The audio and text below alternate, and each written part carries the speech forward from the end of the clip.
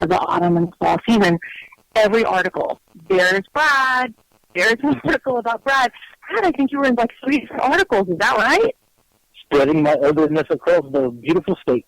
I am telling you, you are a popular guy. So I was like, who is this mysterious Brad with Louisiana Spirit? And anyway, he's the founder of Louisiana Spirits, who has been like 13 chapters across the state. I mean, I wish it was that many. I think everybody that lives in Louisiana has been or is already or wants to be a member of some chapter of the paranormal research group Louisiana Spirits, and definitely they take it pretty seriously. So that's a good thing. That may be very possible. I think with the tyrannous reign that I uphold, I think I've probably talked to about 300 people in over 10 years. So yeah, so we'll get back to that. Jason's going to love that. We'll have to get back to that. But first, usually. Yeah, Jason's going to love that shit. What we do is we usually do a little weird news at the beginning of the show, and before we get on to the bullshit news, I'd like to know exactly how everyone's holidays were. Oh, well, my holiday was pretty good, you know. First time in a long time that nobody in the family really cooked anything, because, you know, I'm still... It could take me years to unpack, but, you know, I'm just renting, so I'm half unpacked. So I sure as hell wasn't cooking. So we all went out to the Crown Plaza Hotel in Baton Rouge.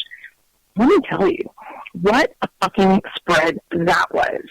I had no idea how much food was going to be there, and there was some weird stuff, Jason. Things, I mean, Brad may be familiar, but some shit I have never seen before. And my family is, you know, from New Orleans. But, I mean, there was... like, let me try to think of something. Okay, like the sweet potato casserole, for instance, had shrimp and bacon on top. I mean, who does that?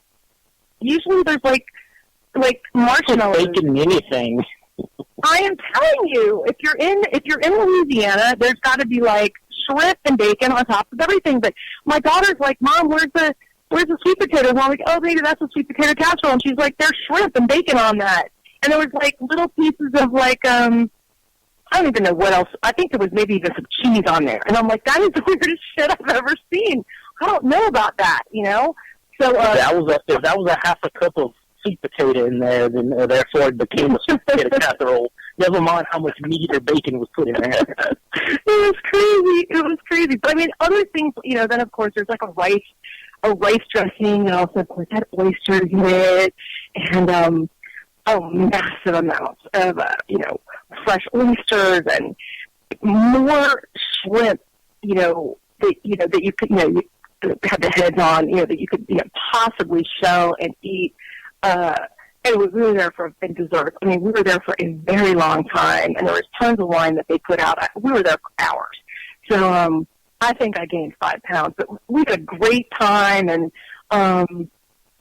you know, I heard later after dinner from my daughter that my mom actually said that I was nastier than my sister. So, you know, there's always some kind of bullshit that goes on at Thanksgiving dinner. I don't know how that conversation came about, or, you know, what I did to deserve that. So I'm more concerned that actually went on. But, hey, I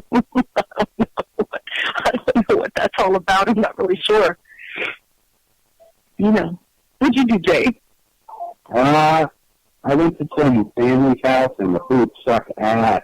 No. Sure. Who cooked? You know they're probably not listening. But on Sunday, I cooked my own Thanksgiving dinner, and it tasted a lot better. So I bet it was great. What'd you cook? Well, the same shit that everyone cooks on Thanksgiving. You made turkey and ham and everything. Big spread for I wasn't going to be that fucking big of a Thanksgiving dinner. Just the basics, some turkey and you know, some potatoes and you know, things like that. You know, mashed potatoes and gravy. Yeah. I do it good too. I'm sure you do. Now, Brad's got a family. He's got a wife and some kids. Do your wife cook, Brad? No, I do all the cooking. You know, down here in the deep south, you know, usually it's the men that do most of the cooking. What? Oh, yeah. I love cooking and if you don't lose your leg to diabetes after I'm cooking, then I didn't do my job well. What did you make? Did you deep fry a turkey? I did. I do the oilless fries with the infrared cooker. To me, it's actually better than frying. Injected with a Creole garlic butter. Oh, I love that. I love the injector. Yeah.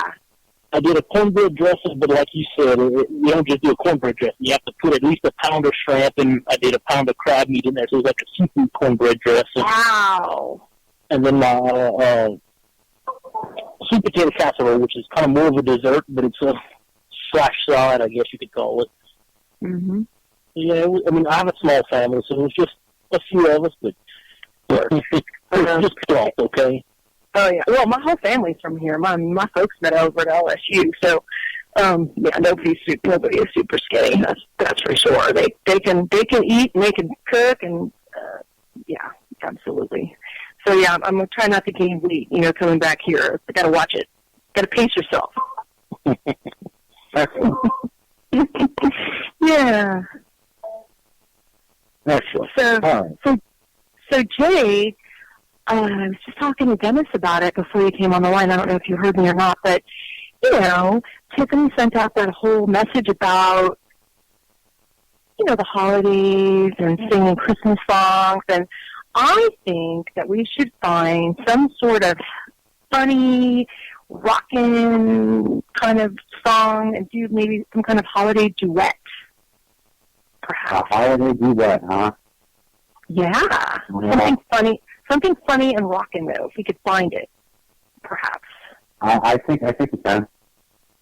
Okay, so let's work on it. Wouldn't that be fun? I'm going to sing "All I Want for Christmas Is You," like the Taylor Swift version. I'm going to record a version of that, I think. But I think that you and I should definitely do a duet because we are a classy duet act. Yeah. We could be. We should be. You keep running away. What? I like it. There's something else that you should probably know, Jodi, considering that, you've been on the show for about 6 months now, there and about, roughly. I have, I know. Yeah. This marks the 3rd year anniversary of Go Chat Radio this month. Yay! Congratulations! That's awesome! Yeah. This month we've been officially on the air for 3 years, and we've definitely created a nice, huge fan base, and everyone's got to play a part in that. So that's really fantastic. Oh, that is fantastic. So does that mean Jenny will be sending you your gold watch? I don't think so. I haven't been with Jenny for a year. I'm just kidding, but it's awesome though. It's awesome. Really? Look at how many shows start and they wash out after 3 months even or 6 months tops, and they just never really get going. It definitely takes persistence. Yeah, you have to really want. It's work. People think it's so easy. They don't realize how much work it really is to book the guests and promote the show and create the events online and take time to post all that stuff and look for those news stories. People don't realize that it's not, if you just throw that shit together in 2 seconds, you're not going to have a good show. Nobody's going to listen. It's a lot of work. It is a lot of work, and it's a lot of promoting and a lot of talking with, a broad of different types of people. And it's very time-consuming, and I do love the hell out of all of my fans and all my listeners, and I'm sure you do as well. So, it's been an honor coming out here every week and giving everyone that kick-ass show every week that we always do. I want to thank you for inviting me to be a part of the show. And who knew that Friday when you were, truly, I was just chilling, that was actually after my parents. That was after I was just chilling on my couch. At that time I was even, working with somebody else on another show that I had been with for a year. And you were like, hey, why don't you just, I think somebody had canceled on you. Why don't you just come on my show as a guest? And I did. And, the next day you're like, why don't you come on again and be a co-host? And after that, you guys were like, why don't you just come on and co-host all the time? And I want to thank you for that, Jason, because I'm having a really good time, and I think we make a great team for sure. Oh, we're definitely a great team. Definitely a great team. That much I can't deny. Can't deny that shit. When it started right, when it's backed up, we'll always go chat radio. It's good pumped up. There you go. Yeah. So, yeah, I mean, it worked. I mean, who knew, though? I mean, you can't predict that shit. It just worked out really well. It really did for both of us, I think. And it's good, too, that way, and I can cover it while, you got a lot of new projects going on with your filming, and, God, you're going to be promoting your second book. What are you doing? Were you up all night last night? For God's sake, I think I must have got, 30 emails at least from Google+. Rebel Stanton posted this. Rebel Stanton posted that. I'm like, oh, my God. Suddenly Jason is online, like, radically on Google+. I'm like, I better get with this shit because I am hardly ever on Google+. He kind of reminded me that I really need to get back to that. I do Twitter a lot. And I'm really good at promoting on Facebook and, talking to my fans on Facebook and my friends all the time. And, I really try to work my pages. But I've really neglected Google+. I think I have like 10 followers there. So I need, but for the longest time I felt like people weren't really on there. So a lot of people use Google+. So, I mean, it's an outlet that you have to take advantage of. I guess I do. So I'm going to try to get with that. And, reposted some of your stuff. But, yeah, God, your second book. And I did start writing, thank goodness. And, I knew I had to get on that.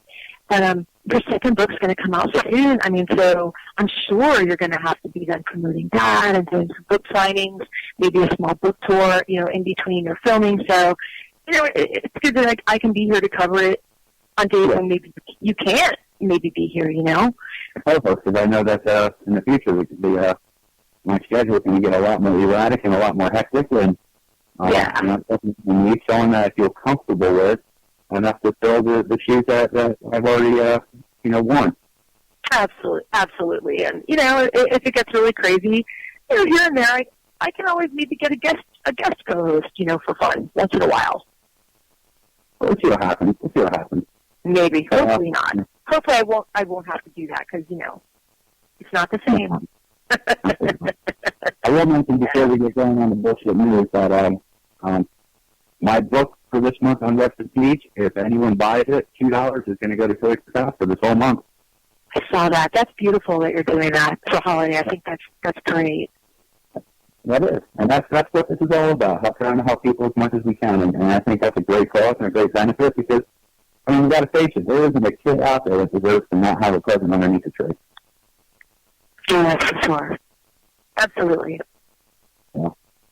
That's what I'm doing this month. But anyway, we might as well just get into the weird-ass fucking news. All right. Okay, well, the first story I have for you tonight is, this is coming from the Huffington Post, and it's actually from road trippers. An investigator uncovers photos of the legendary faceless ghost that haunts the abandoned tunnel. And it's here. This is from the 25th of November. So it's a recent news story. I don't know if either one of you saw this one. But, it's an American story. So I will definitely, of course, post this on the Ghost Chat Radio fan page on Facebook. If you guys are not on that page, you definitely should be. Be sure and like us there. But, map is full of some pretty incredible urban legends from, Gravity Hills, where, invisible hands supposedly push your vehicle up a slope. And I have never been. Has anybody been there? I'm not familiar with that one. And frogmen stalking you at the Wesleyan Castle. Of course, everybody knows this one. The White Lady haunting Union Cemetery. If you throw a stone, there's a good chance it'll land in the territory of some kind of monster or mystery. I mean, let's face it. I mean, you guys, the White Lady that's seen in like every city, right? By the lake or by the water. So, yeah, I mean, so many times, the truth is sometimes, as we all know, more interesting than the legend. And such is seemingly the case with the Green Man. So, many years, the tale of the Green Man has been one used by parents to keep their children scared enough to stay inside at night. and by locals to keep teenagers too spooked to enter the abandoned train tunnel just outside of town. But the legend says that the Green Man was once an employee of a local power company, and that he was horribly disfigured in this terrible train accident that actually melted his face and turned his skin a deep green hue. So for years, the locals would report sightings of this glowing ghost of a Green Man walking down these rural roads at night, only to disappear into the dark recesses of this tunnel. So this was actually out on the outskirts of Pittsburgh, near where Piney Fork empties into Peters Creek. So there's an old neglected railroad tunnel covered in graffiti and filled with road salt, built in 1924. Anyway, teenagers used to drive into the tunnel and turn off their lights and call out to the Green Man, who supposedly would appear from the darkness, and his skin was twinged green from this electrical accident. Anyway, an occult historian and paranormal investigator, Ken Summers, recently uncovered apparently the true story of the Green Man, and he's saying that there are actually rare photographs of this faceless ghost, and I actually do have a photograph, like a paranormal photograph, so I'm going to go ahead and post that on the fan page for you guys to see. And he says that, this is based on a true story, and there's, it's a lot more sad, actually, than scary. That in truth, the Green Man's real name was Raymond Robinson. And people that travel Pennsylvania's Route 315 in the middle of the night, he was known as Charlie No Face. And apparently in 1918, when he was just a boy, he was climbing on a train when he accidentally was snagged against the power line. Like, do you guys know this story? It's kind of interesting. I've never heard of it. Yeah, I had never heard of it either, so I thought it was kind of an interesting story. Anyway, I'm going to go ahead and post it. So I just thought it was an interesting sort of a paranormal story, based on a legend. And, this whole legend, this guy used to walk along the track, and he actually was disfigured. And so people would see him as he walked along the track. And his late-night walks actually caused a stir. And so this is, just an example of how these sort of legends get started. It's like how this was sort of debunked by this guy, even though I hate that word. But teenagers headed to parties would begin to see what they thought was a faceless ghost wandering near the darkened hallway, because he would go walking at night, and so people call him Charlie No Face. So, it's just an example of, how these things get started and why this legend isn't actually true, like who this Green Man actually was. Sometimes things aren't exactly as they seem with these legends.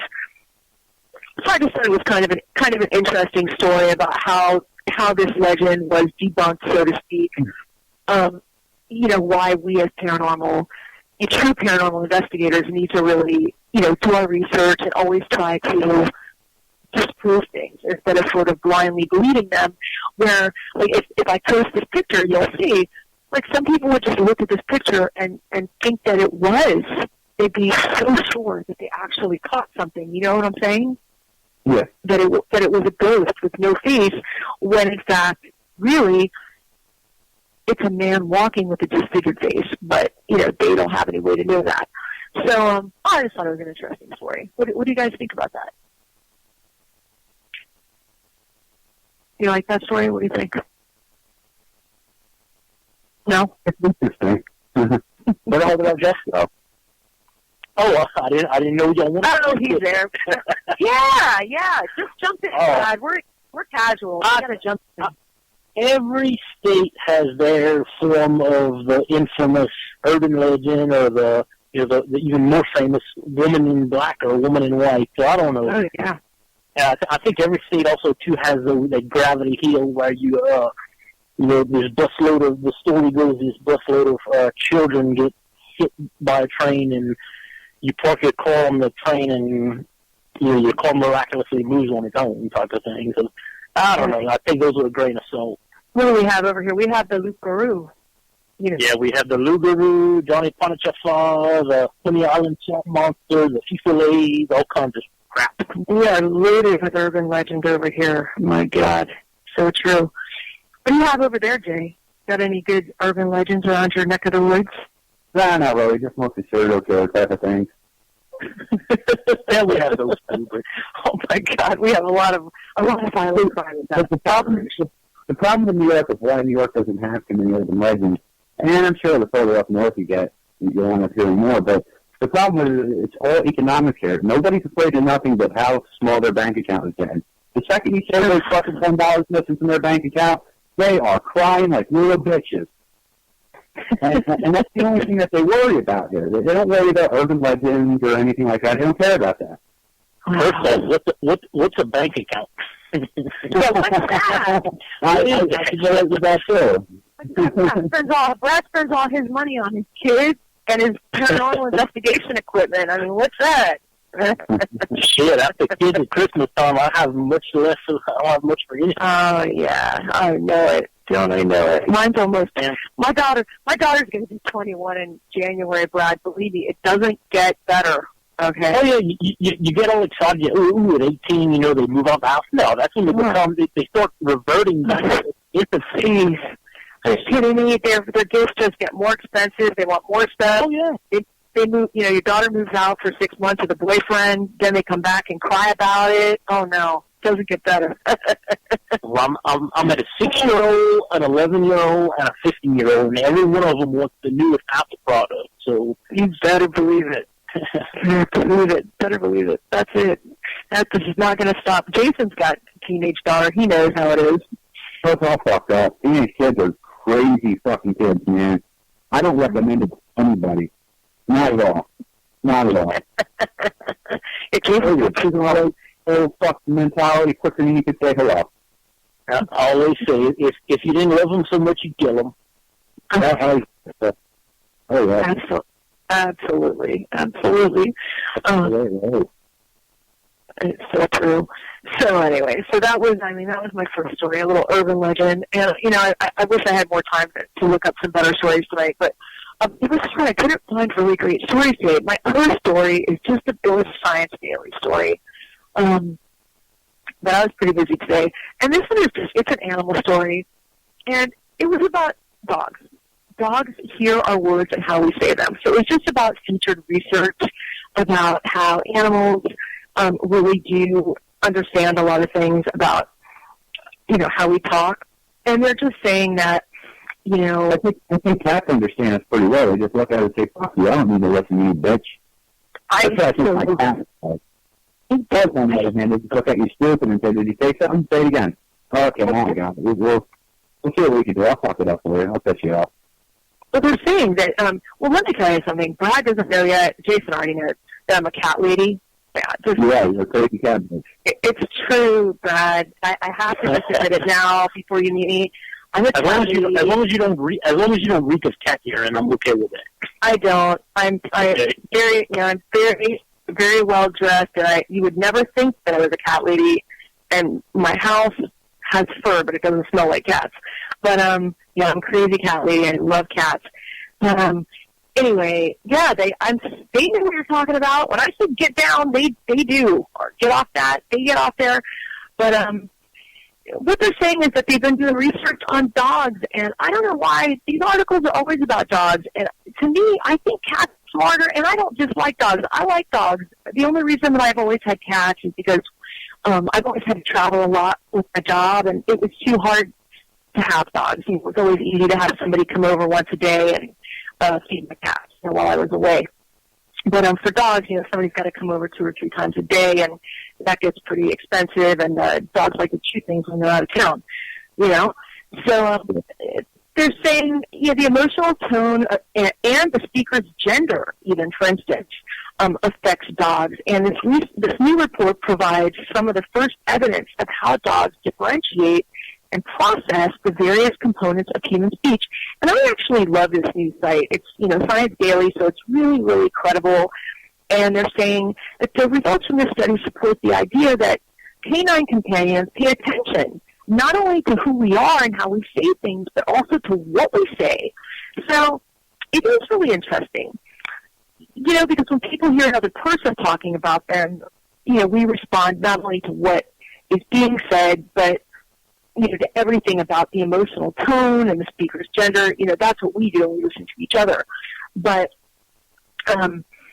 they're processing the different areas of the dog's brain by Victoria Radcliffe of the School of Psychology at the University of Sussex. And previous studies showed that dogs have hemispheric biases, the left brain versus the right brain, when they process vocalization sounds of other dogs. But they process it differently when they're listening to humans. So they played speech from either side of the dog so that when the sounds enter each of their ears at the same time, with the same amplitude. The input from each ear is mainly transmitted to the opposite hemisphere of the brain. So if the dog turned to the left, it showed that the information and the sound being played was heard more prominently by the left ear, suggesting that the right hemisphere is more specialized in processing that kind of information. So it's particularly interesting because the results suggest that the processing of speech in the dog's brain is divided between the two hemispheres in a way which is actually very similar to the way it is separated in the human brain. So anyway, it doesn't mean that the dogs actually understand everything that we say, but they understand a good bit. They do. It says that they have a human-like ability of language, and that these results support the idea that our canine companions are paying attention not only to who we are, but how we say things and what we say. And it's good news to many dog-loving humans because, let's face it, those of us who have, we might not like to admit it, but we all spend a considerable amount of time talking to our respective pets. I don't. I do not. I've got 5 cats and a dog, and I can't fucking stand any of them. Really? So I'm much rather an animal than a human. You know what? Sometimes I feel like that too, Brad, and maybe because sometimes when you're alone and they're the only ones that are around you, you do end up talking to them. Jay, you're not an animal person. That's why. That's so weird because I think that you're very just from knowing you, very maternal, paternal. Like you're great with your kids. So I'm surprised that you're not really an animal person. You have them, but you're not really that crazy about them. No, that's the kid. They're there for the kids. So because you're so great with your kids, and I think everybody that knows you would definitely think that because you're a big old softy for your kids. Oh, it all depends who you ask. If you ask my kids, I'm fucking Satan in a costume. If you ask anyone else, they'll say, "Oh, James the best." Yeah, if the kids don't hate you, you're not doing your job. Oh, that's what I say. I say, if you're not mad at me, I ain't doing something right. I ain't doing way too much shit. Oh, mine hates me. Mine hates me half the time too. It's got to be a love-hate thing, and I mean that's just tough. That's just how it is. But that's because your kids don't hear stuff that you say. You know what I mean? When they're maybe not around. But yeah, that totally blows me away. I'm totally surprised by that. I would have thought that I would have picked you for a dog person, that you like dogs. I would definitely not pick you as a cat person, though, for some reason. You seem like a dog person to me. Okay. That's interesting. Yeah. People. We do. But so anyway, that's it for Weird News for tonight. And hopefully tomorrow I will have more exciting stories, I promise, to everyone. I'm going to try. Excellent. All right. I think considering that the news is done, before we get on to the guest of honor for the night, we should probably take our first commercial break. Totally. Let's do it. And finally get some sponsored time in, because, they do pay for hair time, and I've been neglecting them, and they're getting pissed off, and they're saying, Jerry, will you fucking do it? And everything's crazy. Who is our first sponsor tonight, Jason? I don't fucking know. Oh, that's fair enough. Don't worry about it. I'll just tell a commercial. I'm gonna see if I can't find us a few sponsors this year too. But that's why the Lions Den Adult Novelties and Gifts. All right, it sounds sexy. Okay, guys, we're on commercial. Okay. You don't know who the sponsors are? Hey everybody, come check out my new book, Billy's Rabbit Saves Christmas, written by me, Dennis Gager. This book will debut #1 on Amazon for hot new children's book release, and it has been nominated for 2 awards: the Beehive Book Award for Children Literature, and I just found out I was nominated for the Children's Crown Award. I'm very excited. Please stop by and check out my book on Amazon.com or BarnesandNoble.com. And once again, it's called Billy Rabbit Saves Christmas. It's a great holiday read for children 5 and under, and it's just a way for parents and children can bond together. Check it out today.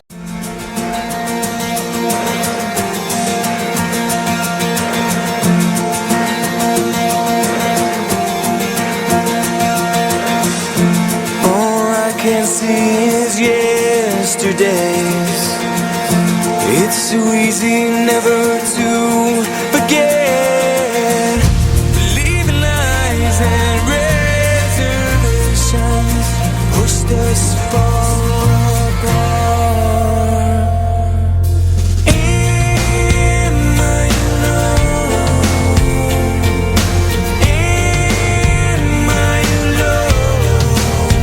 Every day finishing another dimmed piece of my own. 4 years to keep coming back to me.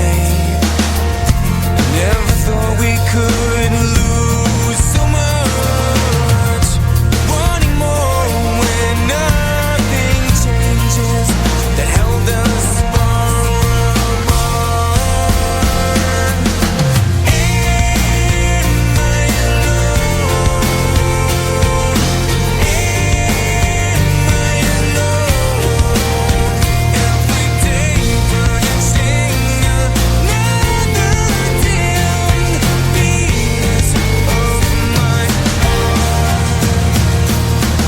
Dreaming of whispers ring heavens and mirrors of someone else's reflections ascending through another downward view.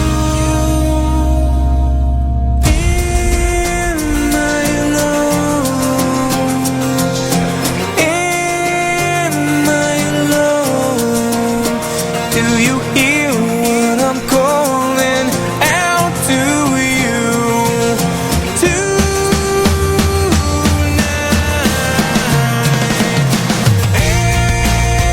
I alone? Am I alone? Every day furnishing another dimmed piece of my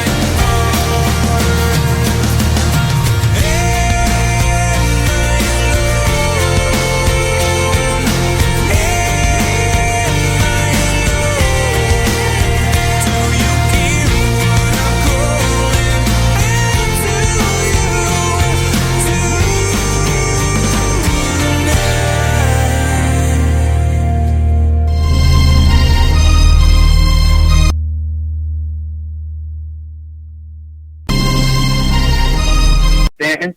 And with me, as always, I do have Jodi Smith in the house, appearing on Ooh. Yeah. back from a commercial break. That's right. Hadn't had it in a while. We were talking dirty on that commercial break. Mm-hmm. We were talking about ping pong paddles and extra stuff, talking salamis and shit. What kind of spanking Jason needs, because he's been so bad. It's all good. But we can no longer go on ignoring our guest of honor for tonight. So why don't you go ahead and welcome him aboard? I certainly will. Everybody, we want to welcome Brad Duppleshane, the founder of Louisiana Spirit. He lives over here in my neighborhood in Baton Rouge, Louisiana. So welcome to the show, Brad. Well, thanks for having me. Actually, I live in Alexandria, which is about 2 hours away, but that is good enough. Oh, damn. All right. Sorry about that. Well, he pretty much runs the whole state. It's all good. But I reign the state. Yes, I do. Pretty much. He's the king of the state. Anyway. So welcome. Good to have you on the show. So tell us a little bit about yourself, Brad. So, how'd you first get involved in the paranormal? Oh, let's see. A lot of people get into this, they had some traumatic experience or encountered some kind of weird ghostly encounter. I didn't have any of that. Yeah. Growing up, into kind of South Central Louisiana, a lot of us Cajuns are a lot of we're also known as coonasses, which some think is a derogatory term, but that's I'm one of them. No, you're not a coonass. I hear you talk. Derogatory terms are accepted, but they're also frowned upon on this show. My mom's a coonass. Oh yeah. We'll see if she knows what a shoddy buddy and some sausage. She does. She's born in New Orleans. New Orleans isn't coonass though. That's what a lot of people think. Mm-hmm. There's a big difference between New Orleans and kind of true South Central Louisiana. Mm-hmm. Oh no, that's true. That's true. But no, growing up, South Central Louisiana, coonass, and kind of sounds like a Cajun thug, South Central LA. But growing up South Central LA, we always that was almost like a part of our heritage and culture, just hearing about all these. Jason, you know what it really means? What it really means is that Brad will scrape up any squirrel he finds in the road and throw it in the stew and make it for dinner. That's what it really means. Not damn right. We've actually done that. I know that. I know that's right. Okay, now I would pick up the squirrel and try to fuck it probably. Okay, well, if you can fit it in a squirrel, then I wouldn't brag about that. Yeah, I won't do that. But I can remember. I can remember at 10 years old, we were driving to church, and my mom passed over a squirrel. She said, "Oh, stop! Dad will like that." That's it. That's it. Yeah, he added that to his collection, and when he got about 8 or 9 of them, he made him a little gravy with it. All right. See, all right. I won't do that. That's going to have a nice stew tonight. We'll find that there. We don't call it stews around here. We call it a gravy. Uh-huh. Or some kind of gumbo. Yeah, or a fricassee. Mm-hmm. We just got to go on the beach and try to find some fresh old shrimp laying down there, and we'll go get ourselves a nice holiday. Our motto is you eat it before it eats you,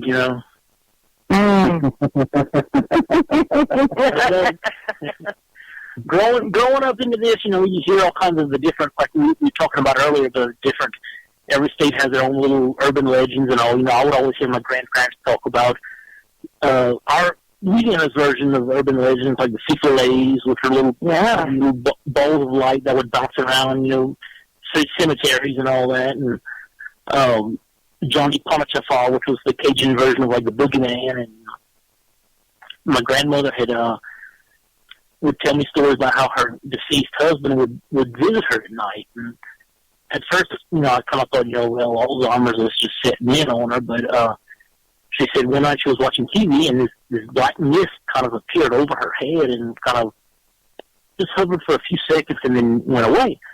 So I'm like, yeah, okay, Grandma, and just kind of losing it there. And well, like 2 days later, she went to the doctor. They diagnosed her with liver cancer.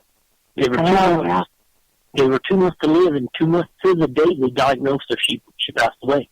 Oh, wow. So things like that just intrigued me as far as, like, here we are, these balls of energy, basically, living happily full lives, but when we die, can't tell me, common sense will tell you that energy has to go somewhere. Where do we go when we die? What happens to us? And I can remember when I was a sophomore in high school, one of my friends had killed himself over a girl. Blew his head off with a shotgun. Yeah, he blew his head off with a shotgun. And at the wake, he was big into like RC race cars and stuff like that. So they had put a radio controlled little Jeep or something by his grave, by his coffin. And it didn't have any batteries in it or anything. And during the rosary portion of the services, the little Jeep came on and like rolled about 20 feet down the aisleway. wasn't any batteries in or anything. And so things like that, just growing up, just always had weird little things. As I became a teenager, everyone, had their, wanted to hang out in cemeteries and do stupid shit there, and always hear of this one haunted house in the town. That was this one cemetery, and when I was growing up, everyone had, swore there was a witch or a demon that was buried there. So a friend of mine, myself, we went over there, and just the weirdest feeling I ever had in my life, it just kind of came over me. So even though we'd done, each drank about a case of beer, so even though we had the liquid courage in us, we said, no, fuck this, we left. And about a month later, we went back, and just it had the weirdest feeling, and just, I don't know, it was just more to keep fueling me being interested in this whole paranormal thing. Where do we go when we die? What happens when we die? People that, see ghosts, what is that? So, like I said, as a teenager, you couldn't just go knock on someone's door and say, hey, let me go, look for ghosts in your house. You had to, find some kind of a reputation or a bill or resume of sorts. So I had found a group towards the Baton Rouge area. They were, at the time, a small group. There was the only group I could find. This was back in early 2005. And so I was all excited, here actually a legitimate, what I thought was a legitimate group. I went and joined them, and the way they investigated was the founder of that group, she claimed to be a psychic, which I'm not knocking psychics, because there are legitimate ones out there, but I think for every one legitimate one, there's about 20 bullshit artists out there. Oh, yeah. And this one was definitely a massive discussion about that not that long ago on Facebook. Somebody messaged me about a particular show host being a fake psychic, and I said, how do you know they're fake? What's your evidence that can prove anything, that any psychic out there is fake? I said, if I were to listen to every, people online and into social media and so forth and so on, every psychic out there is full of shit, if I were to do that. And he said, well, I have proof that I'm good. I was like, great, show me the proof. I have video. Great, show me the video. Show me the video that says you are a great psychic. Everyone claims to have this great. Yeah, everyone always claims to have this great evidence of a demonic haunting. I'm so sick of hearing demonic hauntings these days. We hate demonic hauntings. Jason and I both hate demonic hauntings. We don't believe in that. Yeah, we don't believe in that. And this day and age, you talk with them, I'm a demonologist. Well, how the fuck you became a demonologist? What you did, a YouTube video or something? Everyone needs to be a demonologist. And I've been doing this over 10 years now, and never once have we encountered what we felt was a demonic haunting. If they do exist, well, goddamn, they sure are prevalent in between, certain other people sure encounter them often according to them. First off, may I say, if anybody claims they're a demonologist, start asking them shit. Well, just fuck with their heads big time, because if you are a real trained demonologist, you're not just going to know the Christian beliefs, you're not just going to know the Catholic beliefs, you're going to venture off in every single fucking religion out there. Right. And every belief structure out there, and you're going to know everything about that on their demonic type of you're going to really know. I've never even looked into the subject, but if I had to assume, yeah, you would have to dabble into every imaginable. Yeah, because every religion acknowledges some form of evil being. Yeah, as far as being a Catholic demonologist, you're full of shit. If you're a Christian demonologist, you're full of shit. And if you're a Buddhist demonologist, you're full of fucking shit. A demonologist is someone who knows demons, and demons is in every culture out there. So you would have every culture out there. Evil has no preference. I mean, there's no religious preference. Not to mention, I would imagine, not 100%, but I would imagine you would have to get into voodoo stuff as well. You would have to learn that culture. Of course. Right. I mean, absolutely. That is the one field that I've researched a little in. I mean, I wouldn't know if you would consider that demonology. It's just it's a twisted form of Catholicism almost, but I mean, it originates, of course, in Catholicism. But it all started with hoodoo and voodoo, and when the slaves were given their one day off on Sundays, they had to they were allowed to do whatever, whether it be cook, sell goods, or practice their religion. Well, a lot of them practiced voodoo from Haiti and Africa.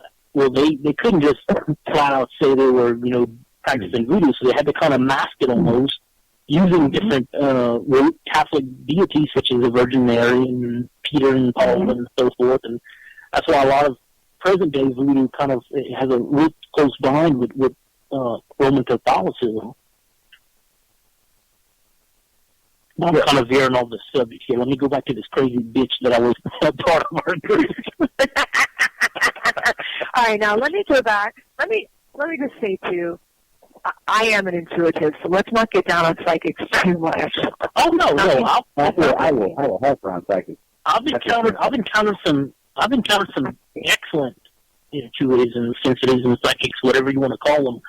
And I've always said it's kind of like people that know karate. The ones that brag about it don't know shit. It's the quiet that you have to kind of basically if they're trying to sell you or make money off of it, they're bullshit. I did a lecture with supposedly a world-renowned psychic one time. This guy supposedly had been around the world and was incredible. And I listened in on one of his $200 readings, and it was nothing but cold readings and bullshit. I mean, it could have applied to anybody. Now, not that I've never charged. I've worked for some New Age stores over the years. I mean, I worked in them, but I wasn't out, soliciting to people. People came in there. Well, yeah, you worked for a business. Yeah, you worked. I worked there, and I have also worked for California Psychics as well. It took me 3 months to get a job there. Like that's how well they screen people.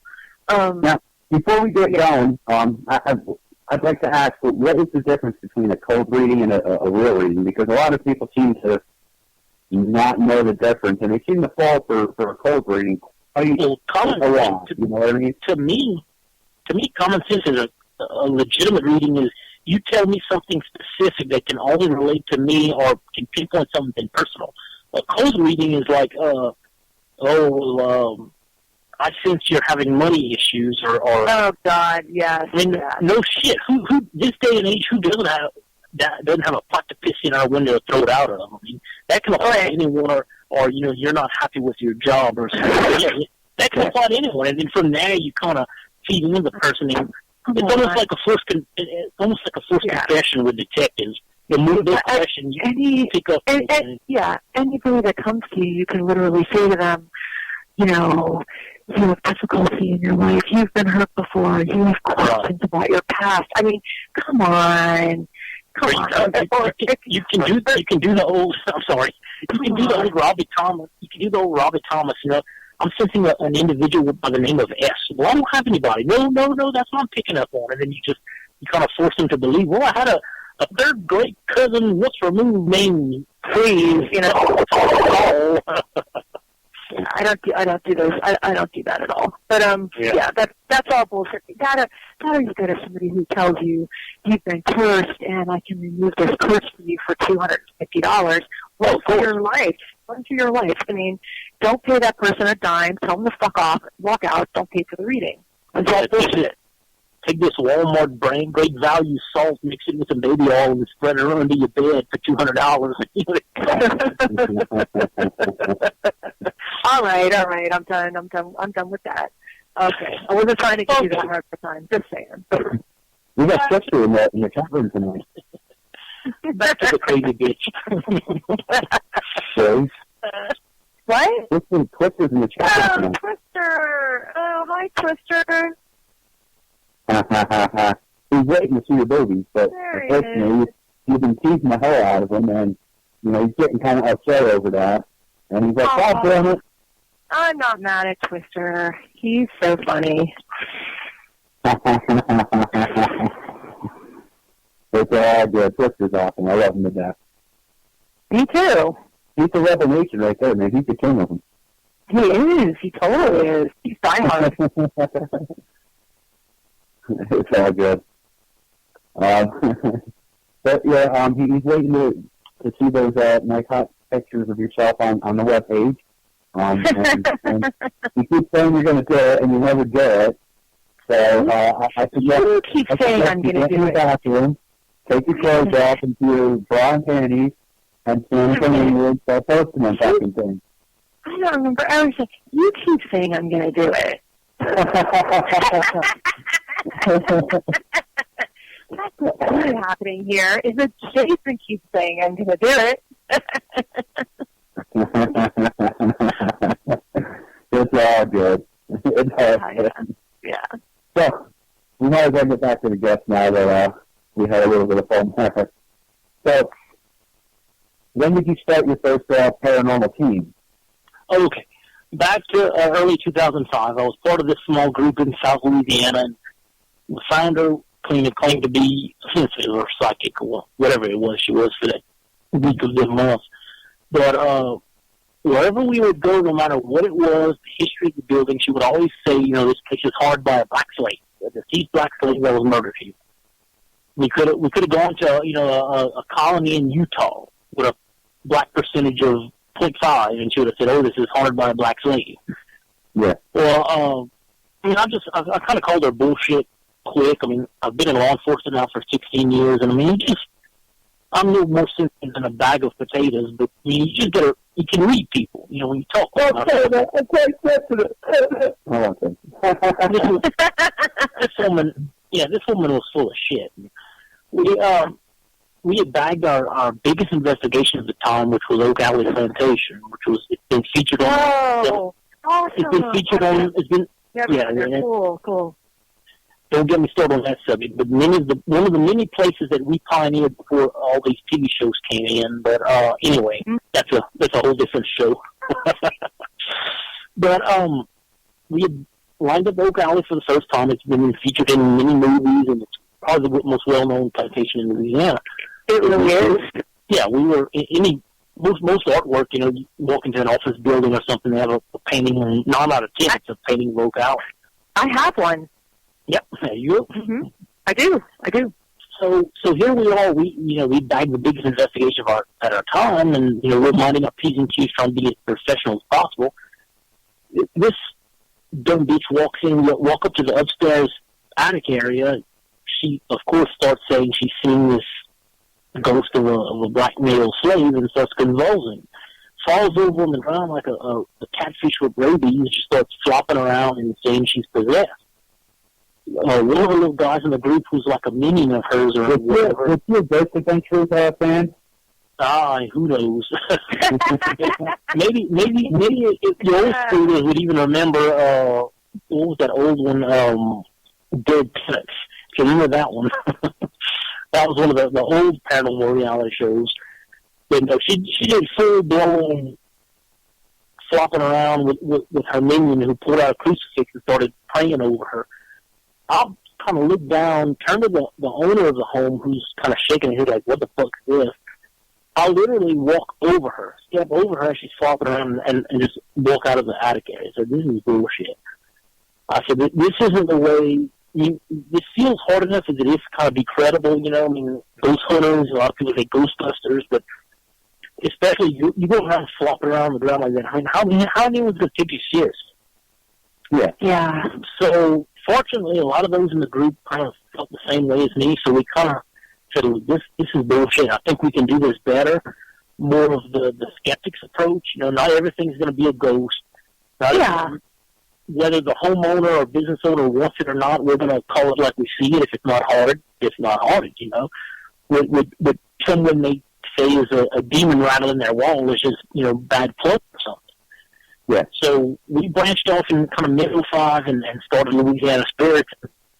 I mean, we were kind of a small group of about 10 people back then, and I decided to kind of branch it off into kind of sub-chapters, and right now we're at 6 chapters that cover the entire state, and as of right now we're going on 10 years of being the state's largest paranormal investigative group, and we do everything from little beat-up trailer parks to grand plantation homes, and no matter how big they are or how small they are, we try to disprove everything. I know you said you didn't like the word debunk, but that's kind of what we do. We're like, you got to prove to us why it's haunted. Yeah. I just think the word debunk is a bit cliche, and hearing it just reminds me of someone who sits down and watches fucking ghost hunters all the time. I don't even know the last paranormal show I watched, and don't get me started on that because I think they're all bullshit. Yeah, they're all bullshit. I mean, you always say ghost equals ratings, and what may have been a season finale, but what may have been a season finale in season 1 is a regular episode by season 7. You know, a demon's gonna crawl up your ass and make you start whistling Dixie every. Jason loves it when they call up his ass. He loves that. I enjoy it. Whatever tickles your pickle. I'm not gonna lie. Whatever tickles your pickle. Oh, that's even better. They become good. And the demons like to cuddle afterwards, so, it's a win-win. Well, I mean, I was married for 11 years to probably the spawn of Satan, so yeah, and then she didn't cuddle very much, but she likes her child support checks. I'll bet she does. It's all good. It's all good. What do you think is the most rewarding aspect of being an investigator? To me, personally, is going into a personal private residence that everyone wants to do there. What can you do the biggest business or the biggest plantation or the biggest historical location? Oh, yeah.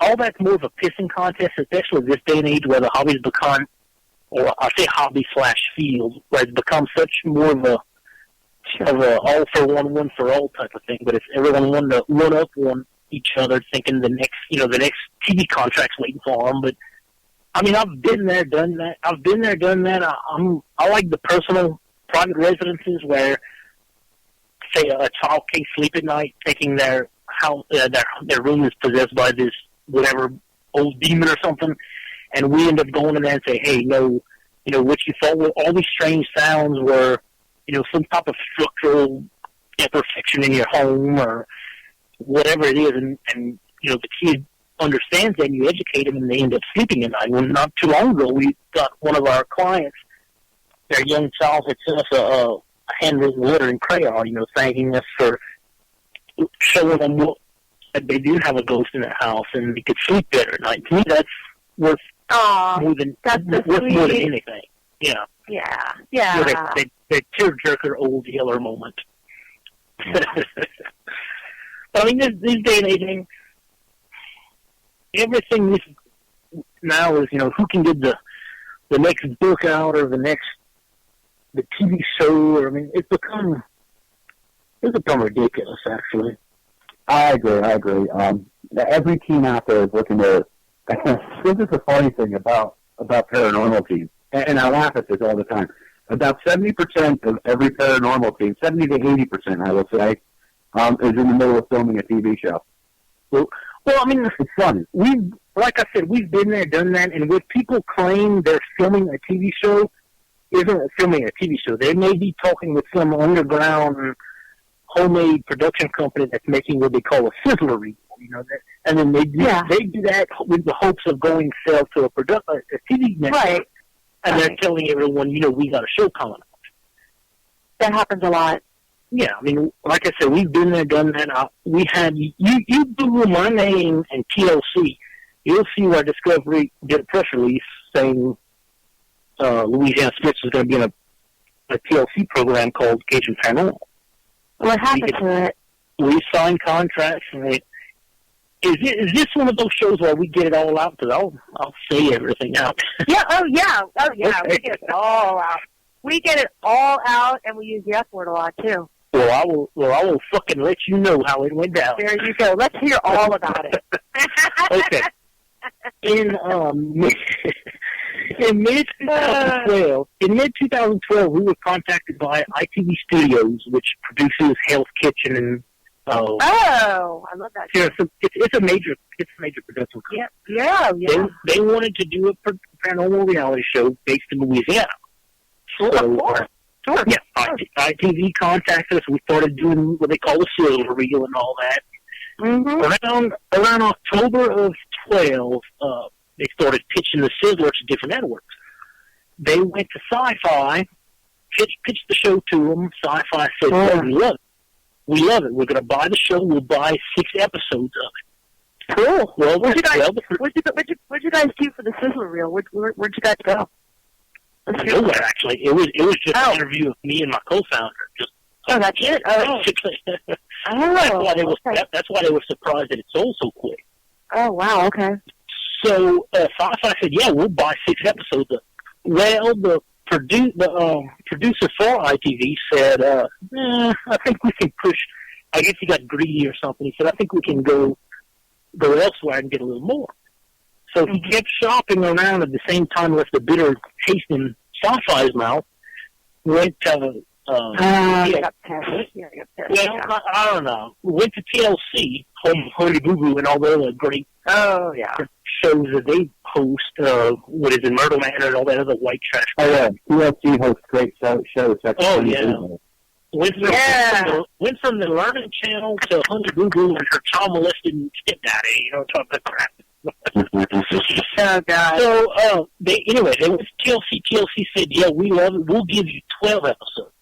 Well, of course, greed and this Hollywood said, "Yeah, we'll go with TLC." So TLC signed us contracts. It's a 12-episode season, Cajun Paranormal. Well, at the same time, here's Sci-Fi. They're kind of pissed they lost out, but they know that there's this Louisiana-based paranormal group that's about to have a show. Mm-hmm. So they said, well, we've got to hurry up and go ahead and put together something. Well, here you go. They rush, and I'm sure many of you heard of Deep South Paranormal. As we had producers doing our scouting work and looking for different locations with our line producer and all that, all of a sudden here comes a press release rushed by Sci-Fi, coming spring. The guys, coming spring of 13. Here's Deep South Paranormal with this great group of Southern boys that's going to give a twist to the paranormal community. I know those boys. Yep. Yeah, well, we will reveal all. So what that show was, that show hurried up and gathered whatever faces they could that would make an interesting team. The group you saw on TV wasn't a paranormal team that had been around for years. I know that. They took a couple guys from New Orleans that was down south paranormal. They took a guy. They took a guy from Lafayette who had no paranormal experience, but was an old hippie that looked like he would fit with that persona. They brought him in, and they brought in a few guys from. And they brought in Danny and Keith. Yeah. Yeah, Danny and Keith, and that. Yeah, I think that was another guy, right? Yeah. Well, they posed that. I'm like, I seen that at the same time. I think, it's obvious they're hurrying up to push out this product before ours is out because they know our show just got picked up. We start filming around April of 13, I believe. Well, by then, Deep South had already been filmed, edited, and it was out for production.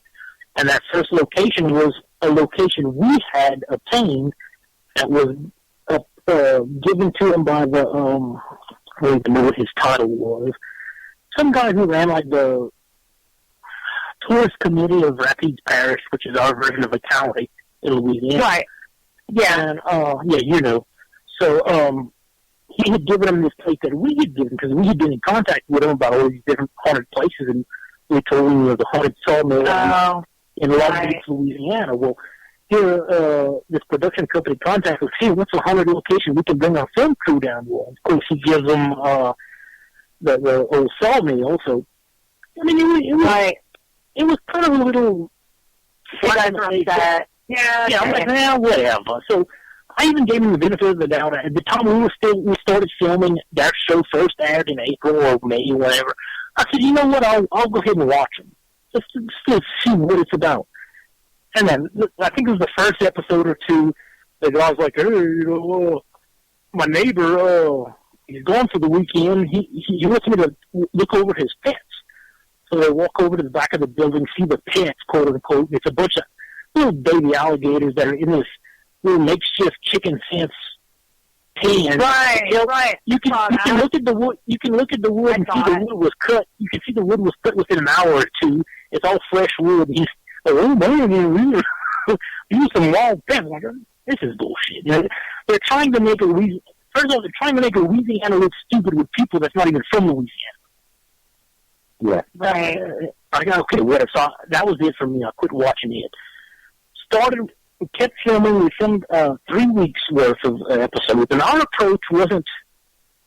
It was a little twist of. I mean, all these paranormal shows are so similar these days. It's hard to be innovative. It really is. You can't. And I can honestly say ours was different because it wasn't about the investigations. That was like the backdrop of why we went. Our focus was the weird people we could meet, which anyone who's done this for an extended amount of time can verify. That you meet some stupid-ass people doing this. Oh, yeah. and our show, I guess it was working out well on TLC because TLC likes to hype up trash. But I mean, we were encountering these legitimate people that were fucking off their rockers, and then the backdrop of the investigation, while we would just prove whatever it was, but we would focus on the weird person, or right. I mean, so yeah, we were really being innovative in this. Well, I think there was a changing of the guards at some point with TLC, and then Sci-Fi had already filmed. By then, was finishing up their 6th episode, and they were obviously being a flop. So I think TLC, between the changing of the guards and seeing how this new Southern-based paranormal show was flopping, they didn't want to take a chance on us. They went ahead and pulled the plug on us 3 episodes into it before it even aired. And, I mean, we were pissed about it. We never got a straight answer on what happened. I mean, that's my honest opinion on what happened if they saw that show flop and didn't want to take a chance with us. Yeah. So who knows, but that's my belief. And, I mean, I don't know the guys from that show. They may be good, they may be cool, they may be pieces of shit. I don't know, but I'm just saying that's how that show birthed and... Oh, from Deep South Paranormal, you mean? Oh no, they're nice. They're really nice. Yeah, I mean, they're actually really nice guys. They're. I mean, it's not their fault, but they're really nice guys. I don't know them. I don't know them from yeah. East, but I would have taken the same opportunity if they did. I can't blame them for. Yeah. I mean, hell, who wouldn't? But I mean, I'm just saying how that show.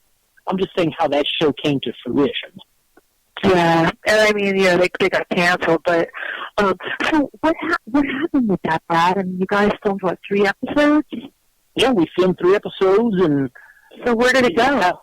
We didn't have what they call the pay-to-play type of thing, where of course the production company got paid for their work, but we got sucked out of it. But I wonder if you could repitch that. Yeah, well, we've been juggling ideas here and there with a few different companies, but I don't know. I don't have much faith in it. It's such a cutthroat world. I'm an old country boy that don't believe much bullshit from people, and dealing with people they're so two-faced and all that. You can't believe a word they say. So I just kind of keep them at a distance. Yeah, definitely. There's a lot of bullshit motherfuckers in this field. What you think is bullshit motherfuckers in the paranormal community, wait till you get into the paranormal / television field. That's when you really get to the pros of the bullshit. But I'm already there. I've really, like I said, after 10 years of doing this, I've really juggled the idea of just, hey, we've done about all we can do while keeping faith. I've debated, just hanging it up, but but then you're not doing that. Well, I mean, I've come in and out of retirement several times, but it's just I have. The longer it goes, the more bullshit people you see out there that are claiming every fucking picture's a demon, and you look at it, the goddamn dirty mirror or something. Listen, I was with a group, who I'm not going to name, years ago. I had my own group, but then I was with this other group down in Georgia, and we had gone on this big investigation at this really cool location. And, okay, later, the group signed with Ideal Event Management, and so we were working with them, and we were just starting to work with them. back in the day before everybody was working with them, I'm going to say, also, it's like 6 years ago. Anyhow, several members of the group who actually were the founding members of the group, wasn't originally my group, I joined up with them, but like 6 of them went over to North Carolina to a big event on a ship and actually presented. I didn't know that they were going. I wasn't told. And, it was like the founder and his wife, and, like that group. They presented a picture that they took at this investigation of what they said was a shadow person. And it was a really cool-looking picture. And they also posted it on their, I think it's still up, on their group. I knew many of those. I knew many of those before they were famous, and they were. I know. All right. But, now they're posted on this group's page saying, wow, that is one of the coolest pieces of evidence I've ever seen. Anyway, they did a whole presentation about it. They presented this as like the supreme piece of evidence. At any rate, I'm going to tell you that I was there in the room when this picture was taken. Absolutely. I was sitting there in a circle of people, because there were 3 different groups that were present that night, doing an EVP session. I saw this person's wife go into this area where no one was actually supposed to go because it was dangerous. I watched her go in there. I know that it was her. It looks like her. Someone took the picture. They may not have realized initially when they took the picture that it was her, but it was clearly her. It was definitely her. I know that it was her. It looked like her. And then they presented it as this shadow figure. And then what do you do? What do you do? If you step up and you do the piece of shit, I wasn't there. Well, I did step up. Let me tell you something. Yeah. I told Mark Tetlow who it was, and I sent him a fucking side-by-side to prove it. Okay? I did do that. But it was, of course, after it was already presented. Mark didn't know that. And not only that, those fuckers had no fucking money. They were the poorest ghost hunting team on the planet. I have money. And I bought a fucking DVR for that group, for a substantial amount of money on my credit card. I let them. And they want to keep it. No, I fucking asked for it back because I was so mad at them, and I needed it because I was coming over here to visit my family, and I wanted to do some investigating, with my man and my cousin, and some people over here. I was coming over here for vacation. I hadn't actually, quit working with their group at that time. I was still doing a few things here and there with them, but some things not with them, also, of course, with my own group of people. And those bastards, I'm not stupid. They must have thought I was really blunt. They fucking dropped the hard drive out of my fucking DVR and put a different one in there when he gave it back to me, thinking I wasn't going to notice. Oh, my God. Did I blow my... fucking blew my top about that shit. Can you how shady is that shit? Okay. So anyway, they did, and they didn't even put the same amount of memory or the same kind of hard drive back in there. You know what I'm saying? So it's a whole lot. It's a whole lot later. You put your 2 gig memory instead of 5 gig. So I'm fucking pissed off. Okay. So if you don't think I told Mark Tetlow at Ideal Event Management a whole earful about that shit, I did. And, I told them how shady I thought that group was. So anyway, they shall forever remain unnamed because I don't think it. But anyway, I did take a time out from the paranormal after that. I just some other things happened. Was going through a bad time personally, and then after that. So I took I kind of really dropped out of sight for about 2 years. On Facebook, I really didn't do much, and I really... I did a little personal investigating, but really not, just some, people that needed help in and around where I lived in Georgia, people with children, that sort of thing, that contacted me. But really, I didn't do very much, and I kind of dropped out of sight for a while. I sort of dropped off as far as socially on Facebook, off the face of the earth. It's almost like you have to. Yeah, you have to, because I went through I was going through a divorce at the time, and then this whole show flop, like, this shit is causing me too much headache, too much money. And I stepped back for at least a good year and a half, and I thought I had given the group to good hands, and I kept getting complaints from other members and even clients saying this group's turning to shit. I'm kind of one of those, if the group's going to turn their shit, I want to turn their shit because of me, not because I gave it to someone else who dropped the ball. So that's when I kind of stepped back in, and those who, the powers that be at the time, didn't like it, they left. And so it's been about another year now. We've been kind of back in the swing of things, but it's kind of up and down. It's being a non-profit group. People don't get paid for this. A lot of people get personal issues, and certain chapters, start slacking, and even kind of shit a get of the pot mentality, kind of get each chapter up to par. Yeah. So, it happens with a lot of people that have to drop out. And so then when I was ready, I came back. I started, doing more investigating and, going out to some events and really, talking to people about the paranormal again, and, reinvigorated, my group over in Georgia, and got, I went all out to get a bunch of new members, and we started taking some trips again and that kind of thing. So that's, but it happens to a lot of people. Yeah, it does. Why don't we get Jodi back on the air and take another break before we continue? We'll hear some more words from the sponsors. All right. Okay, we'll go back in 5 seconds.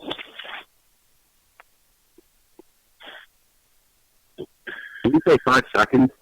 No, I just told myself. Hey everybody, come check out my new book, Billy Rabbit Saves Christmas, written by me, Dennis Gager. This book debuted #1 on Amazon for hot new children's book release, and it has been nominated for 2 awards: the Beehive Book Award for Children Literature, and I just found out I was nominated for the Children's Crown Award. I'm very excited. Please stop by and check out my book on Amazon.com or BarnesandNoble.com. And once again, it's called Billy Rabbit Saves Christmas. It's a great holiday read for children 5 and under, and it's just a way for parents and children can bond together. Check it out today.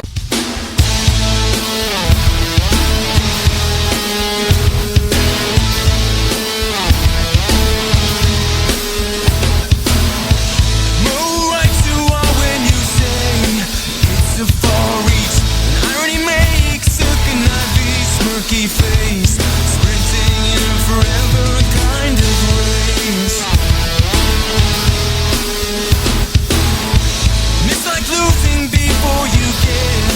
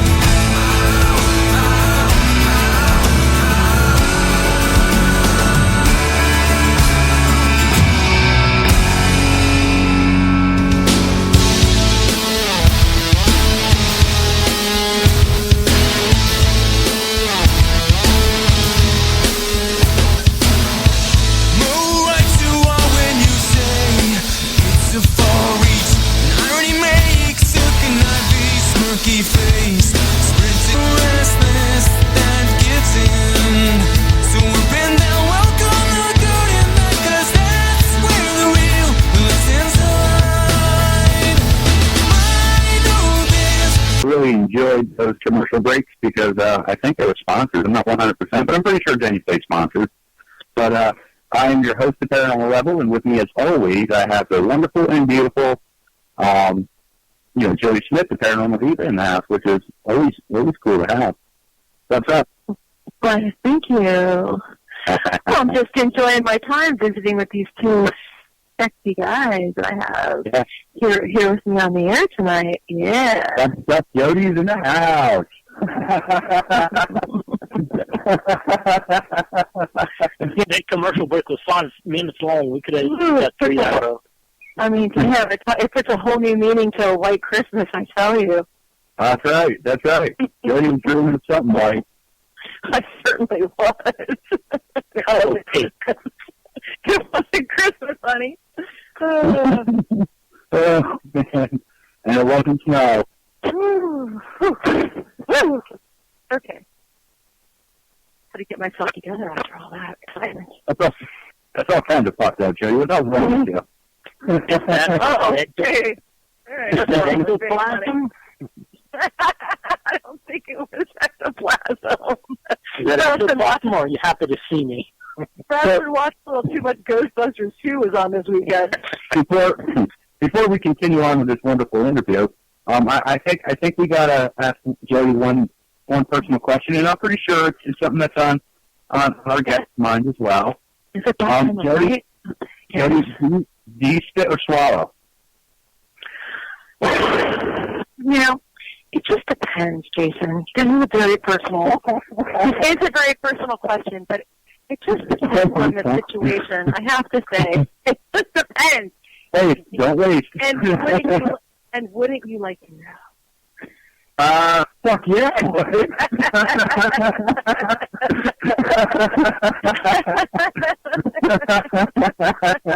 And always, my biggest fan, Twister, would like to know. He's thinking about it right now. He is. He's like, man, Jay, that's the best question I've ever heard come out of your mouth. Literally.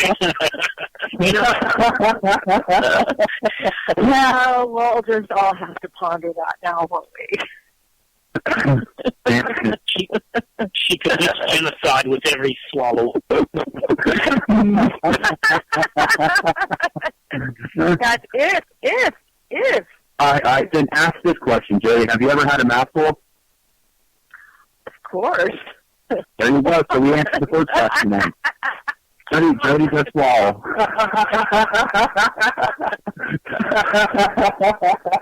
Oh, dear. You're going to get a citation. Where's Annette when I need her? Citation. Oh, she waited until she left the chat. Ask that question. Are you the paranormal diva or just the paranormal slut?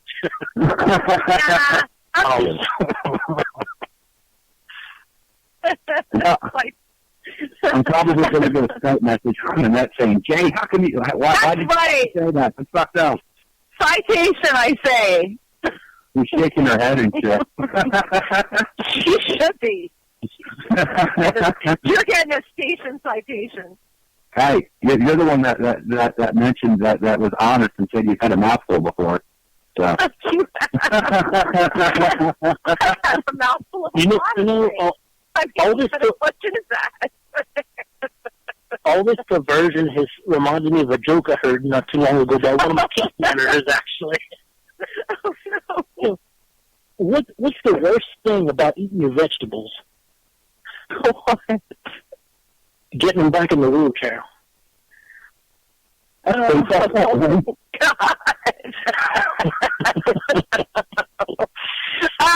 That's bad. Yeah, I don't want to be on this That is fucked up. Oh, dear. How do you know when a man's sperm count is high? Oh, okay. No, I know. I'm not answering that one. I'm not getting involved with that. Jodi knows this one. When the chick has to chew before swallowing. I did hear that one a while back.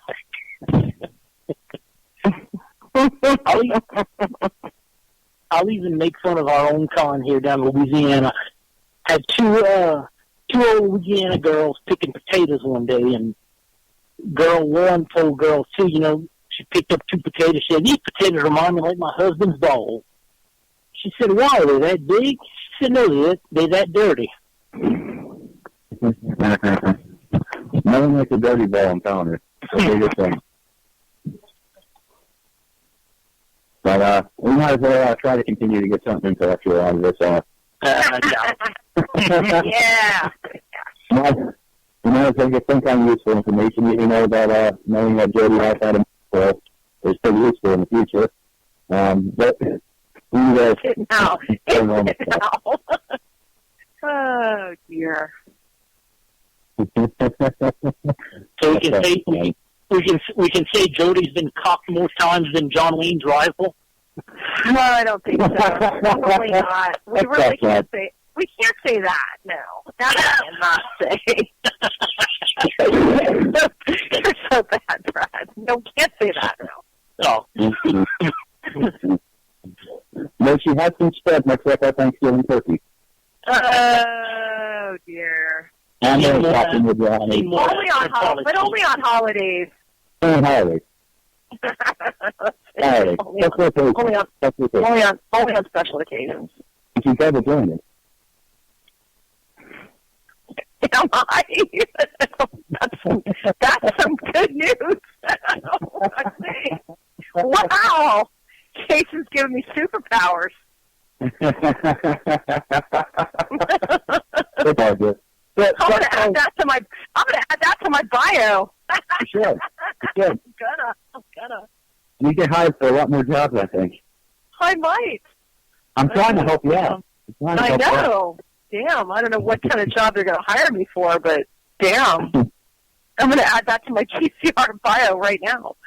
I send it over to BCM. Is that you? Is that you, Jason? Are you still coughing? Damn. I am. I'm getting over it, so that's a good thing. You are. Oh, my God. I just got a little dryness, that's all. Yeah, you sound so much better. I mean, I thought you were that. Yeah. I touched my back up while I was away, and now I have some kind of weird infection in my eye. Well, why did you fly that? You should have just flown to Chicago. It was like a 12-hour drive. I mean, yeah, it was in about. Okay, I don't drive that far. I mean, no.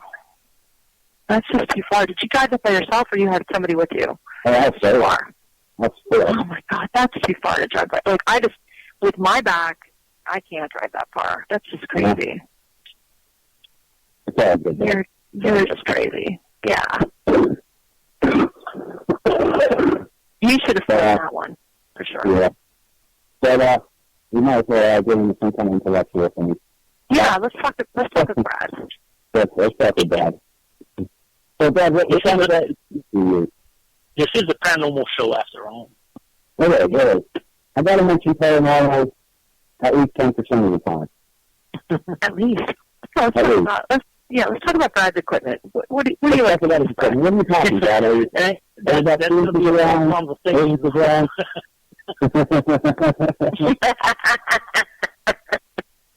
I'm all white boy here. I ain't bragging. I ain't bragging. My girlfriend opened up being a flash and said, "Hey, honey, you're not bigger than this."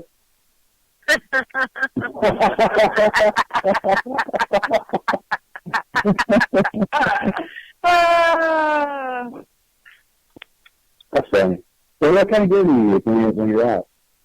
We use pretty much everything that most groups use these days. I mean, it's become, just like anything, it's all a money-making scheme. You got people selling every kind of little doodad that lights up. They'll probably be selling, a lot of dildos before long that vibrate and light up all different colors. It's a spectacle that appears. I got that. You're watching it like that vibrate. I'll bring that to the next investigation, Brad. It's like those thermometers on a turkey. When it shoots out, it's done. And she has one of those too, surprisingly. When it shoots out as a demon. One thing I like to use, I like the full spectrum GoPros.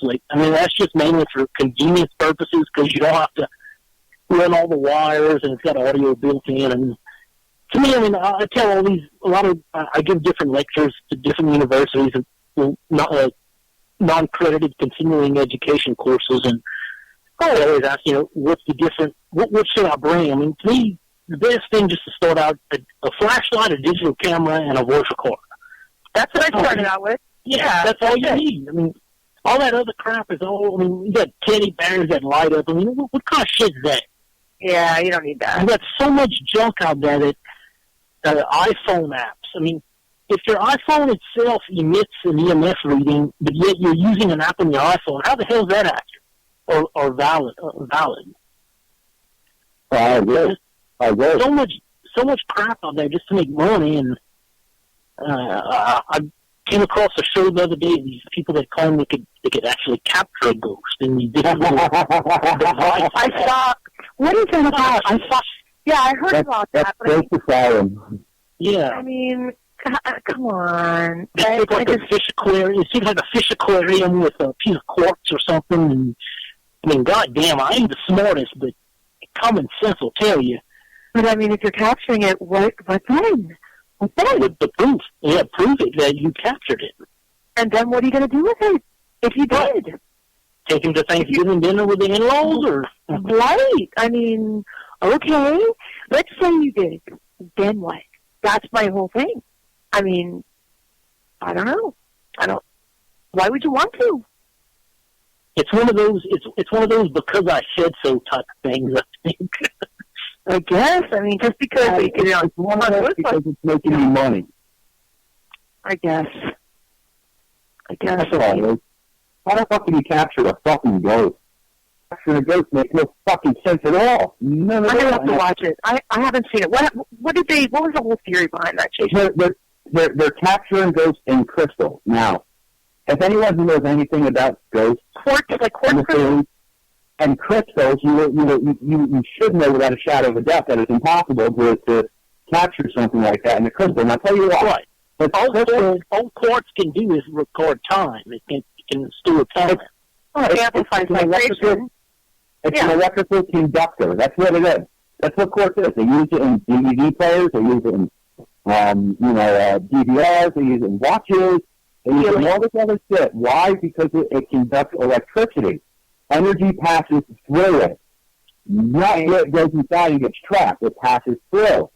So therefore, the idea of capturing something like quartz or crystal or whatever, completely fucking asinine because it'll go in and go out. It passes through.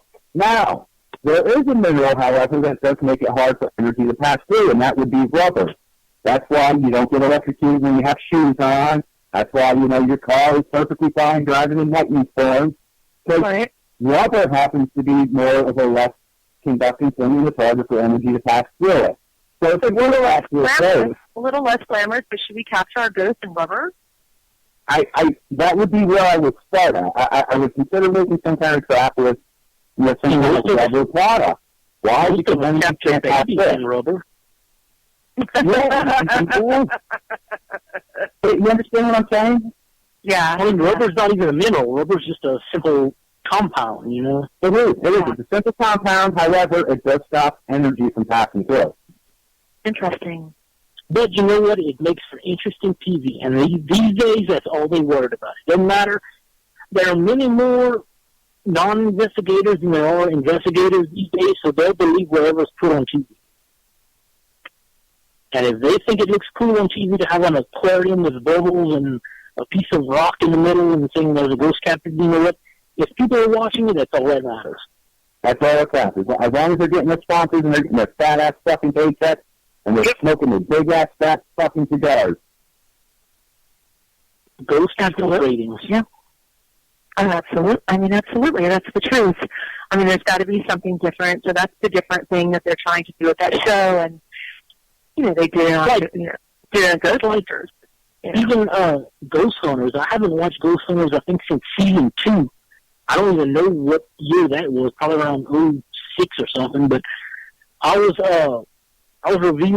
catching up to our Walking Dead the other day, and when my DVR stopped, it happened to be on Sci-Fi, so it reverted back to the Sci-Fi channel. And it just so happened there was an episode of Ghost Hunters playing. So for about 10 seconds, I actually watched it, and I said, what's going on? And they were in a bathroom, and, like, all 4 of the sinks just turned on by themselves. Like, really? This is what's a normal episode now, to where, back in season 1, a lamp moving was the grand finale. Like, this is fucking ridiculous. Yeah. Yeah. Even though it is ridiculous, it is 100% stupid. We do all those TV shows, even Ghost Adventures, as much as I can't stand them guys. I love those guys. I like watching them, you know. I get a kick out of it. They're a bunch of fucking idiots who subjected to bad acting. That's what they are. Bad acting. It's a shame. It's entertaining. It's entertaining. All those shows like that have deterred me from watching it. It's a shame because there's so many interesting places that shows could be made of. Like, the one show I do watch is, like, Most Haunted on either Discovery or Destination America. I like Most Haunted. Yeah, it's more of a documentary format. I've always liked it. I like the places they go to. It's interesting. We've been featured on an episode of that. It's more of a documentary where they recreate stuff. That, to me, is more interesting. Oh, yeah, I agree. It is. I agree. But those shows have opened up the community to make paranormal research a lot more acceptable to society. So, I mean, we so much. They really have. I mean, we really do owe a lot to those hunters as a paranormal community for making paranormal investigation, even as not, how do I want to say this? Even if you want to look at it as not being scientific, as just ghost hunting or ghost interest, they have brought that to the mainstream, more to the forefront of people who had no interest in it or no belief in it ever before. So for that, we can thank them for that. In a way, but those that they're bringing it mainstream to is more of the layman's to it. Those that are the hardcore investigators and researchers over the years, they were doing this before them. Of course. I mean, that's kind of what I stick with more. Not all these new people they've acquired as far as leadership in the last 5-6 years just because they've been watching the show. Oh, well, no. If they weren't researching before the shows, investigators, then that's the big thing. That's what I like to see more. I don't say that all these bullshit new teams are out there. Most of them are all fucking assholes anyway. So, you know, to be able to see people that are experiencing some kind of a phenomenon, whether if it's real or not real, to be able to see them open up and discuss that to the public, that's a lot. I mean, that's a big step in the community as a whole. Yeah, it does help. Yeah, it does help to bring it to the mainstream to some extent. But those that were having the issues before, you know, should have been researching it before. But yeah, I mean, I understand where you're coming from. The homeowners and the private people that they didn't want to talk about it before because they would have been looked at as weird or whatever. Yeah, well, I mean, if you go back to the 90s and even the early 2000s. I mean, the resources to actually do research was very, very limited. We didn't have. I mean, there's people with the internet back then, but in the early 2000s. But I mean, you had dial-up, and that cost you an arm and a fucking leg. So there's only a small percentage of the country that actually had internet, and there wasn't too many books on in the library about it, unless it was about spiritualism or something like that, which wasn't answering any kind of question. So I mean, right. now they have most people actually asking paranormal things, and there's some really good ones out there. Don't get me wrong. I mean, a lot of them are a bunch of fucking idiots, and I wish they would just stop what they're doing. But there are a lot of good ones out there that are going ahead and giving some good advice to homeowners and clients and so forth and so on. And I do like seeing that. And there's a lot of young groups that are trying really hard to learn. And there are a lot of new young groups that are actually trying to help people. I want to put that out there as well. Yeah, you got some good ones. You also have these ones lately, and I've noticed this about the last year or so. These ones that are just determined to label everything a damn demon. I hate that so much. All it's doing is instilling this false sense of fear in people's lives and homes, and there's no demon there. I can't stand that. And I'm not big on demons. I'll be the first to tell you. Personally, I don't think there are demons. That's just my opinion. I do think there's some badass stuff and ghosts out there. Well, I wouldn't label them as a demon. Now, I will also say this. Even though I don't believe that there are demons, I also accept the fact that I could be wrong. I could be wrong. So, I mean, if I am... Personal experience. Yeah. If I feel a little uncomfortable, and I think it could be something more than what I'm used to, then yeah, I've got no problems asking for help. And I've been doing this for, 15, 20 fucking years. You have. I've been doing this for a long fucking time.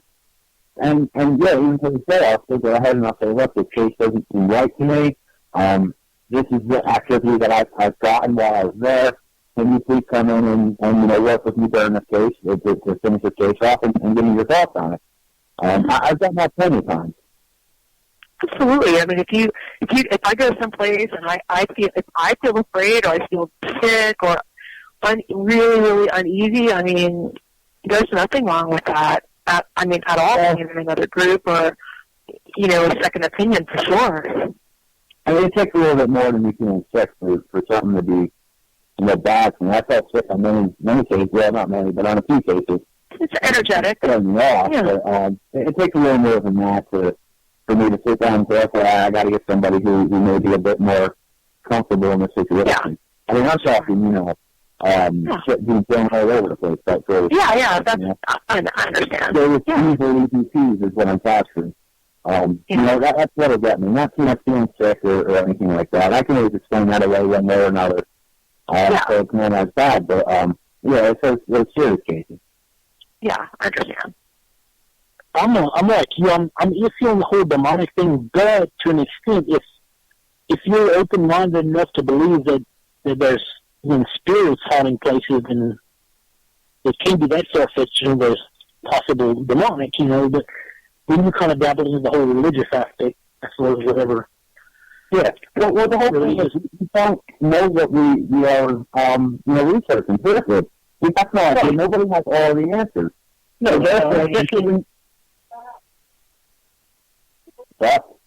especially in this day and age. I mean, all this research about these multi-dimensionals, it's all the way up to 20, 30 possible dimensions. Who's to say what some people may claim as a demon is just this weird fucking creature from this 24th dimension or whatever it is? Yeah. I mean, as long as I've been doing this, I much more believe in aliens and UFOs than I do even ghosts, because, I mean, science has proven we're just a speck of sand in the galaxy. Who's to say? You can't tell me there's not one thing out there that's living other than us. I mean, you have to be pretty egotistical to think otherwise. I agree. I thought the it's pretty cool. Jason invites alien probing at any time. Really, he's waiting. I do not have an anal probe. He's hoping that's going to happen at any time. I mean, we don't know. I mean, we don't know. We don't know. That's the truth. We don't know how many dimensions there really are. We don't know what spirits those are. I don't think I've ever come into contact with something I would consider to be a true demon.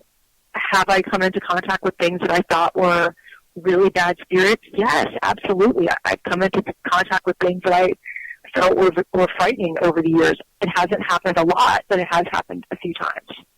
That definitely I couldn't handle on my own. Other than my ex-wife, I don't know nothing demonic that I've encountered. It's all good.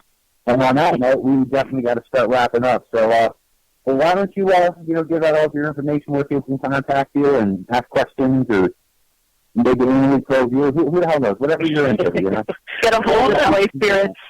I'm not too much into the anal probe. My butthole stays pretty virgin there, but and a pass. Hard pass on that.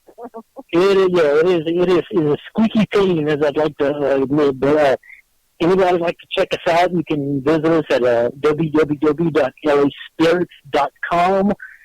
You can also kind of check out a partner site that I created called geospirits.com, and it's like a kind of an interactive map of the entire country of reportedly haunted locations across the area. And people, different groups can go in, and if there's a place that's not on the map, they can go ahead and submit, and that group gets full credit. It's kind of a way to kind of bring a little bit of unity within the paranormal community and so forth. Excellent. I have not been on that site yet, on GeoSpirits. I want to check that one out. Well, goddamn, you're part of our group and you hadn't been to it. Yes, I haven't been on GeoSpirits, yeah. I've been on the... every guy she meets, so I'm kind of shocked that she hasn't been on the site. That's true. I have been very interactive with LA Spirits on their group chat and been very friendly with everybody. We're glad you picked us as your new group once you moved. Well, thank you. I thank you very much. And everybody's been very, very nice. They seem to be cool people, and I'm just looking for some fun stuff to go check out. That's for sure. She's just hoping to be double stuff. That's all she's hoping for. She's like, ooh, that's a nice open door. Well, anybody that would like to get a hold of me, as you know, I am on Twitter, I'm on Pinterest, I am, of course, on Google+, so I definitely need to pick up some more followers. I'm also on Facebook. On Facebook, I'm under my real name, Jodi Smith. Jodi is Jodie. Also under the Paranormal Diva fan page. Please stop by and like me there. I'm also on, of course, the Ghost Chat Radio fan page. Please stop by there if you haven't liked us and give us a like. And you can find me under the Paranormal Diva on Twitter. Other than that, I will be here tomorrow night where we will have author Corker Johnston joining us to tell us about his harrowing story that led to the writing of his book, which is a pretty well-known bestseller. So can't wait to hear all about that. We actually had Corker booked a couple of weeks ago, and we had to cancel due to horrible weather conditions in New York. The station had to cancel out, so we finally are getting him back tomorrow. Yeah. And that's going to be good stuff. And I really encourage everybody to go to Amazon and buy my book on expertise. Now, throughout December, every purchase of that book, $2 is going to go to Toys for Tots. So you're not just getting a cool book, you're also helping out a charity at the same fucking time. But where can you go wrong? I don't think you can go wrong. You can't. So just go ahead and fucking buy the damn thing already so we can go ahead and help out some kids. And I'm pretty sure I wrote a very nice review there recently, if you haven't seen it. You did. I did. And I really liked it. It was a very good book. I can't wait for the second book, which, of course, is going to come out really soon. So y'all better get on it. Get on it. Read the first book. You should. You should buy it now because, like I said, I'm donating $2 of those book sales so I can Toys for Tots. So it basically means I ain't making a fucking dime off of these sales this month. So that's pretty cool. That's something that you guys can think about. And if anyone wants to contact me, I'm always on Facebook. Just look up Jason Stanton, Ghost Chat Radio fan page. Give it a like. Message me there if you want, or Jodi, one of us will answer. And then I'm on LinkedIn and Google Plus and Twitter. You can always check out Ghost Chat Radio on Twitter. And that's about it. That's all we have. And surprisingly, I think we're going to finish the show right on time. Oh my God! When does that ever happen? We'll see y'all tomorrow night. Tomorrow night, everyone. See y'all later. All right, great. Bye. Well, thanks for joining us, Brad. You've been a great guest, and I'm sure I'll talk to you soon. Thanks, Jodi. Let me know if you need anything. I'm going to be in touch with you, too, about trying to bringing some sport back up to that chapter area. Awesome. We'll shake our shit up. That's right. All right.